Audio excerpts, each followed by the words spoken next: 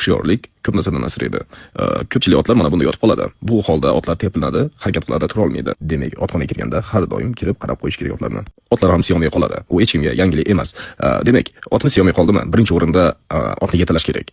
Undan keyin isiriq tutib ko'rish kerak. Uni yoki bo'lmasa suvni shirirlagan ovozni eshitish kerak. Eng oxirida noilojlikdan furosamid degan ukolni olib yoki venasini saysiz tez effekt beradi. Mushta saysiz jinda o'zorada effekt beradi. Nima qilgan chog'ingizda ham ot siyib oldimi? Demak, otni lecheniya qilish kerak bo'ladi. Bitta ukol bilan yoki boshqa holatisidan siydirib oldingizmi? Siydirgandan keyin albatta lecheniya qilish kerak. Ot chapirlab, zo'r appetit bilan yemini yeyaptimi, o'tini yeyaptimi? Demak, otingiz sog'lom.